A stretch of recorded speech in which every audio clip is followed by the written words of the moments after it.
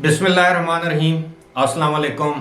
ابرار رشید آپ کی خدمت میں حاضر، اور آپ سے درخواست کہ اگر ابھی تک آپ نے چینل کو سبسکرائب نہیں کیا تو اسے سبسکرائب کر لیں، جو بیل آئیکن ہے اس کو ضرور پریس کیجیے گا، آپ کا شکریہ۔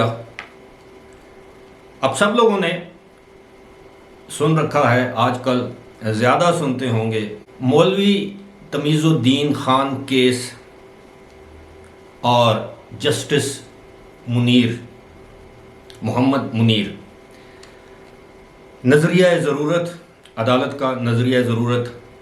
یہ معاملہ ہے کیا؟ یہ میں سمجھتا ہوں کہ پاکستانیوں کے لیے، خاص طور پر ہمارے نوجوانوں کے لیے، تاریخ کے طالب علموں کے لیے اس کیس کو پڑھنا بہت ضروری ہے، بہت ہی ضروری ہے۔ یہ جس طرح کہتے ہیں نا، شراب کو ام الخبائث، نشے کو بھی خبائث میں ہی شمار کیا جاتا ہے، کسی بھی قسم کا نشہ ہو، چاہے وہ اقتدار کا ہو، اختیار کا ہو، کوئی اور نشہ ہو۔ اسی طرح یہ جو سب سے ام الخبائث پاکستان کی، مطلب شروع سے جب پاکستان بنا تو اس کے آغاز سے اختیار کی جنگ، اقتدار کی جنگ، اور جمہوریت کو اسی وقت دفن کر دیا گیا۔ جو ہمارے ملک میں ہمیں جمہوریت نظر آ رہی ہے، یہ وہ جمہوریت نہیں ہے جس کا خواب محمد علی جناح، یعنی قائد اعظم محمد علی جناح یا ان کے ساتھیوں نے دیکھا تھا۔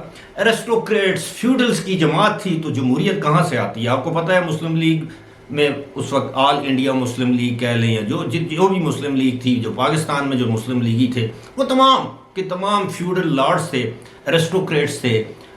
قائد اعظم، معذرت کے ساتھ، وہ خود ایرسٹوکریٹ تھے، کسی غریب گھرانے سے ان کا تعلق نہیں تھا، وہ اس زمانے میں لاکھوں کروڑوں پتی تھے۔ بہرحال ہم اس بحث میں نہیں جاتے۔ معاملہ یہ ہے کہ جو پاکستان کی کانسٹیچوئنٹ اسمبلی تھی، آئین ساز اسمبلی، اس وقت اس کو سی اے کہتے تھے، کانسٹیچوئنٹ اسمبلی، اس کو ٹاسک دیا گیا 1953 میں کہ جناب آپ نے آئین سازی کرنی ہے، اور آئین سازی جب آپ مکمل کر لیں گے تو اس آئین سازی کے بعد اس کانسٹیچوئنٹ اسمبلی کو، آئین ساز اسمبلی کو لیجسلیچر کا نام دینا تھا، قانون ساز اسمبلی میں اس کو تبدیل ہونا تھا۔ اس وقت کی اسمبلی کے جو اسپیکر ہوتے تھے اس کو پریزیڈنٹ یعنی صدر کہا جاتا تھا۔ 76 منتخب ارکان کا ہاؤس تھا، جس کو اس زمانے میں ایم ایل ایز کہتے تھے، ممبرز لیجسلیٹو اسمبلی یا ممبرز کانسٹیچوئنٹ اسمبلی، جو بھی آپ اس کو نام دیں، جس کو آج کل ہم ایم این اے کہتے ہیں، یعنی ممبر نیشنل اسمبلی۔ تو ہوا یوں کہ جب یہ اسمبلی آئین سازی کے آخری مراحل میں تھی، اور جب یہ پیش کیا جانا تھا، آئین منظور ہونا تھا، پیش نہیں کیا جانا تھا، منظور ہونا تھا، تو عین اس وقت کے گورنر جنرل غلام محمد نے جب یہ دیکھا کہ اس آئین ساز اسمبلی میں جس طرح کی آئین سازی ہو رہی ہے، اس میں تو گورنر جنرل تو برائے نام رہ جائے گا، اس کے پاس اختیارات نہیں ہوں گے، سارے اختیارات تو اسمبلی کے پاس ہوں گے۔ اور انہوں نے کیا کیا کہ 24 اکتوبر 1953 کو اس اسمبلی کو برخاست کر دیا، ڈیزالو کر دیا، اور اس وقت کے جو وزیر اعظم تھے ان کو معزول کر دیا، ایک دوسرے محمد علی بوگرا کو انہوں نے وزیر اعظم نامزد کر دیا، ایکٹنگ وزیر اعظم۔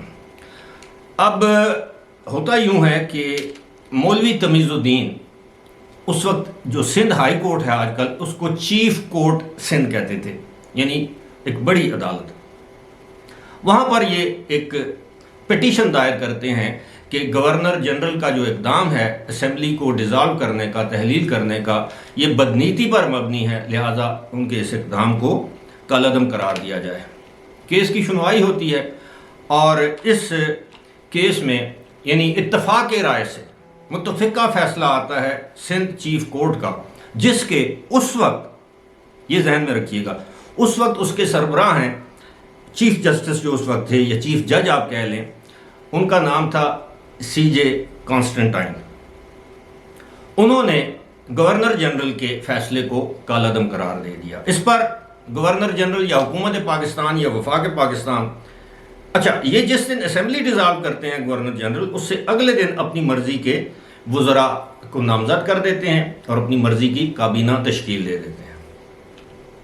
جب یہ کیس لے کر جاتے ہیں مولوی تمیز الدین، اس وقت آج جو ہماری سپریم کورٹ آف پاکستان ہے، اس کو کہا جاتا تھا فیڈرل کورٹ، وفاقی عدالت۔ وفاقی عدالت میں یہ حکومت کی جانب سے، یعنی گورنر جنرل اور اس وقت کی جو حکومت تھی ان کی جانب سے ایک اس فیصلے کے خلاف فیڈرل کورٹ سے رجوع کیا جاتا ہے، اس میں اپیل دائر کی جاتی ہے کہ جی نہیں، یہ سندھ چیف کورٹ کا فیصلہ کالعدم قرار دیا جائے۔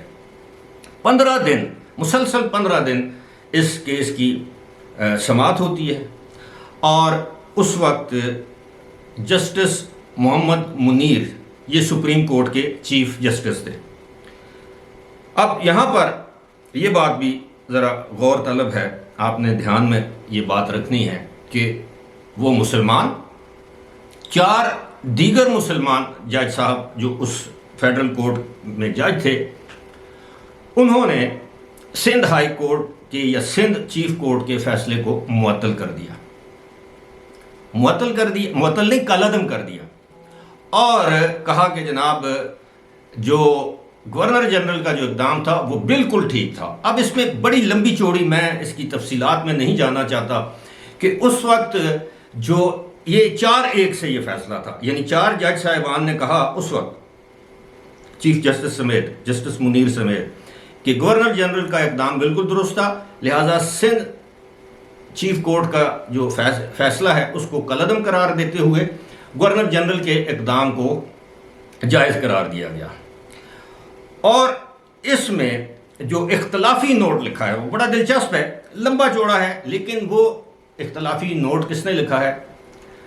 یہ بھی ایک کرسچن تھے، جسٹس کانسٹنٹائن جو سندھ چیف کورٹ کے چیف جج یا چیف جسٹس تھے، وہ بھی کرسچن تھے، اور جسٹس A.R. کرنیلیس جن کا نام ہے ایلبرٹ رابرٹ کارنیلیس، یہ بعد میں سپریم کورٹ کے شاید چیف جسٹس بھی رہے ہیں۔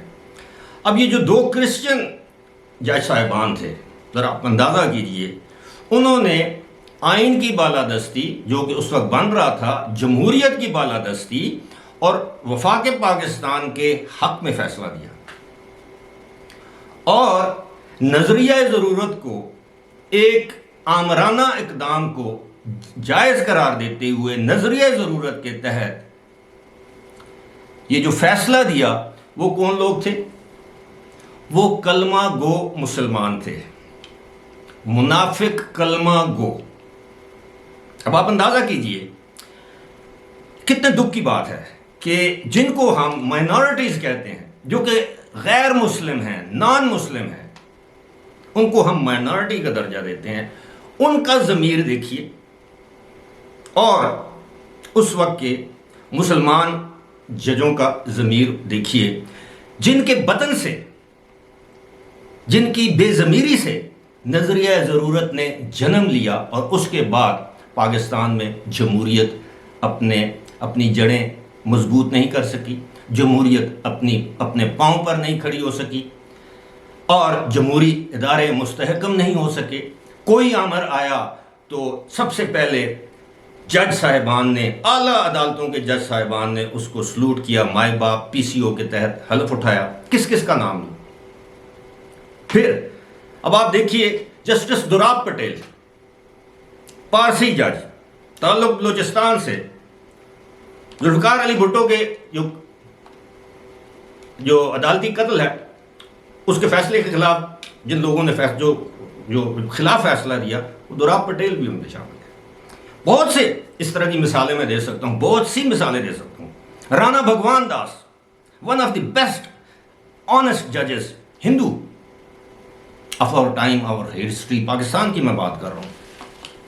تو یہ صورتحال وہاں سے شروع ہوتی ہے۔ پھر اس کے بعد آپ دیکھیں جسٹس ارشاد الحسن خان، جسٹس نسیم حسن شاہ، مولوی مشتاق جسٹس، یہ بھی۔ پھر اس کے بعد آپ دیکھیں کہ جناب جسٹس، ابھی ریسنٹ ہسٹری میں آپ آ جائیں، چیف جسٹس افتخار محمد چودھری مشرف کو 3 سال تک آئین میں جو مرضی تبدیلی کرو تم جائز ہے، پی سی او کے تحت حلف لیا، یہی افتخار محمد چودھری۔ اور جن ججز نے انکار کیا آج ان کا نام بھی کوئی نہیں جانتا، جسٹس سعید الزمان صدیقی، جسٹس وجیہ الدین اور بہت سے اس طرح کے جج صاحبان ہیں۔ اس کے بعد آپ آ جائیے سپریم کورٹ پر بدنما دھبے شروع ہوتے ہیں افتخار محمد چودھری سے، ان کا نام، اس کے بعد جسٹس ثاقب نثار، اس کے بعد جسٹس آصف سعید کوسا، اور اس کے بعد آپ مجھ سے بہتر جانتے ہیں۔ تو یہ ایک ایسا کیس ہے، میں گزارش کروں گا اپنے نوجوانوں سے جو دیکھتے ہیں، یا ایون جن لوگوں کو معلوم نہیں ہے، یہ ہم لوگ مثال دیتے ہیں نا، مولوی تمیز الدین کیس، نظریہ ضرورت، جسٹس منیر، یہ کہاں سے یہ سارا گند شروع ہوا؟ ضرور پڑھیے، یہ انٹرنیٹ پر دستیاب ہے، آپ گوگل کریں، آپ کو ایک ایک چیز تاریخ کے ساتھ مل جائے گی۔ 21 مارچ کو یہ فیصلہ ہوا 1954، آج آپ دیکھ لیں کہ یہ اس کو کتنا عرصہ ہو چکا ہے، یعنی 46 سال ایک اور 23 سال ایک، حساب کریں، کوئی 64 نہیں، اس سے بھی 74 سال بن جاتے ہیں۔ تو پتہ نہیں 74 بنتے ہیں یا جتنے بھی بنتے ہیں 73 بنتے ہیں، لیکن آپ ذرا اندازہ کیجئے کہ ہم لوگوں نے اس پاکستان کے جب آئین ہی نہیں بننے، اور گورنر جنرل نے اس وقت الزام کیا لگایا کہ یہ کانسٹیٹیوئنٹ اسمبلی، یہ آئین ساز اسمبلی آئین بنانے میں اتنے عرصے میں آئین وضع نہیں کر سکی، آئین نہیں بنا سکی، اس میں ناکام ہو گئی ہے اور اسمبلی ڈیزالو کر دی۔ تو کون بنایا کہ عوام کا اعتماد کھو چکی ہے؟ 76 لوگ عوام کا اعتماد کھو چکے ہیں، کیونکہ ایک گورنر جنرل یہ کہہ رہا ہے، جو کہ سرکار کا ملازم تھا اس سے پہلے، شاید ریلوے میں تھا۔ تو جناب بھائیوں، ناظرین، بہنوں، جو بھی لوگ آپ مجھے سن رہے ہیں، یہ ایک ایسی بدقسمتی ہے اس پاکستان کی، اور وہ نظریہ ضرورت آج بھی کسی نہ کسی شکل میں ہمیں نظر آتا ہے۔ اپنے ذاتی مفادات کے لیے، چھوٹے چھوٹے مفادات کے لیے، چھوٹی چھوٹی خواہشات کے لیے ہم نے اس ملک کے ساتھ، اس ملک کے آئین کے ساتھ کیا کیا کھلواڑ کیا ہے۔ اگر اس وقت اس ملک میں ایک متفقہ آئین ہوتا، اگر اس وقت آئین کی پاسداری کی جاتی، تو آپ یقین کیجئے پاکستان کبھی نہ ٹوٹتا۔ پاکستان اسی لیے 2 لخت ہوا ہے، بنگلہ دیش اسی لیے الگ ہوا ہے یا ایک الگ ملک بنا ہے کہ پاکستان میں آئین نہیں تھا۔ اور جن صاحب کا میں نے ذکر کیا ہے، مولوی تمیز الدین، ان کا اپنا تعلق بنگلہ دیش سے تھا، بنگال سے تھا، ایسٹ پاکستان سے تھا۔ 1863 میں وہاں پہ ایک غریب فارمر کے گھرانے میں پیدا ہوئے، اور اپنی محنت سے آگے آ کر وہ اس مقام تک پہنچے۔ اور اگست 1963 میں ان کا انتقال ہوا ڈھاکہ میں، اور ان کی 2 صاحبزادیاں ہیں۔ ان کی ایک صاحبزادی کی شادی سابق پاکستان کے تو وزرائے اعظم بھی بے شمار گزرے ہیں، کوئی نور الامین، کوئی شاید کوئی وزیر اعظم تھے مختصر عرصے کے لیے۔ بہرحال کہنے کا مقصد یہ ہے کہ یہ ہے ہمارے ملک کی بدقسمتی، اور یہ بدقسمتی آج بھی جاری ہے، آج بھی آئین کے ساتھ کھلواڑ جاری ہے۔ جو طاقتور ہوتا ہے وہ آئین کو اپنے گھر کی باندھی سمجھتا ہے، جو کمزور ہوتا ہے وہ بیچارہ ہماری طرح لاچار، وہ واویلا کرتا رہتا ہے، روتا رہتا ہے، پیٹتا رہتا ہے۔ کمزور یہی کر سکتا ہے، یا زیادہ سے زیادہ دل میں بد دعائیں دے دیتا ہوگا۔ لیکن امید ہے کہ کبھی نہ کبھی اللہ ان مظلوموں کی بھی سنیں گا، اور اس ملک میں واقعی آئین کی حکمرانی ہوگی۔ فی الحال مجھے دیجیے اجازت، خدا حافظ۔